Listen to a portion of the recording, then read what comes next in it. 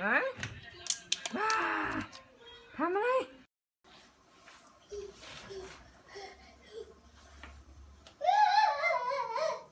อยากจะแปรงฟันแล้วเหรอ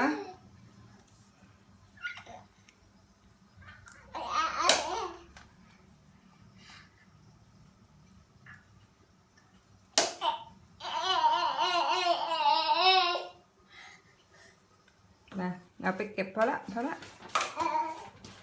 พอละ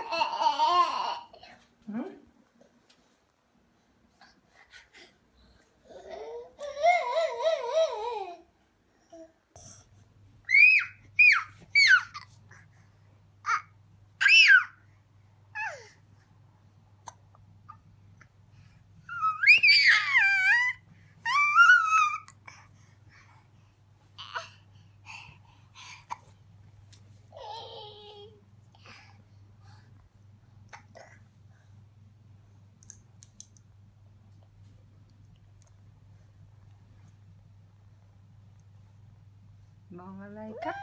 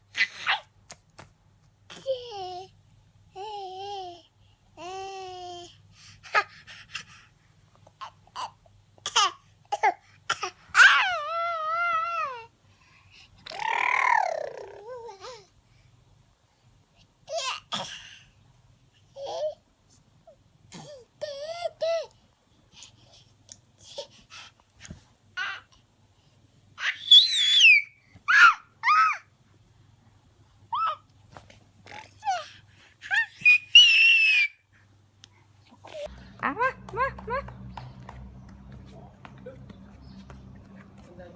บันได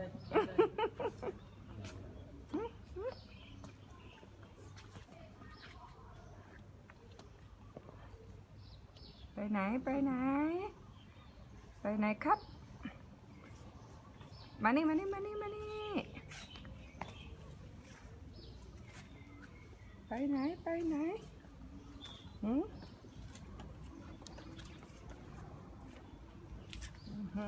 มาเดินฝึกเดินที่บาริโอนะ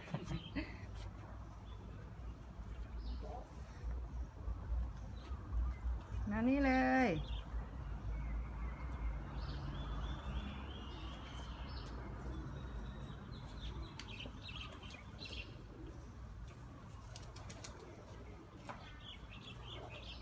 มีระแวงหลังเลยนะ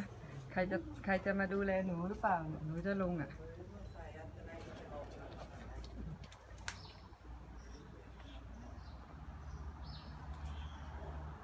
สวยตัวเงี้ยงนะครับเจอเข้าไปนี่อุ้ยอารมณ์รุนแรงกันหลับไปหาหมอแล้วแม่ตั้งใจดู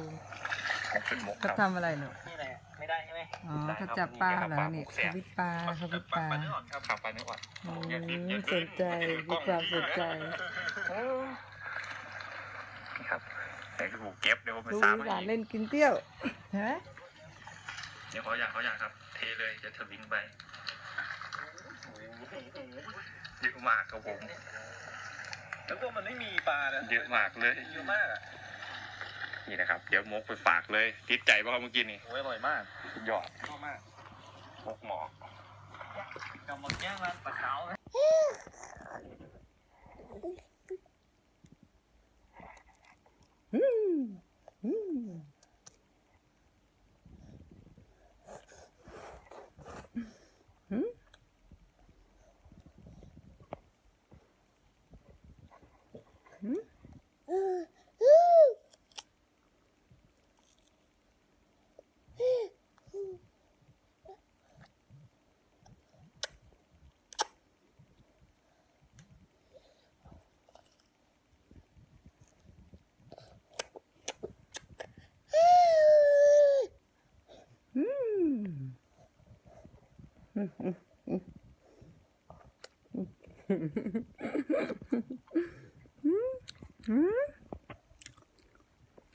อร่อยไหม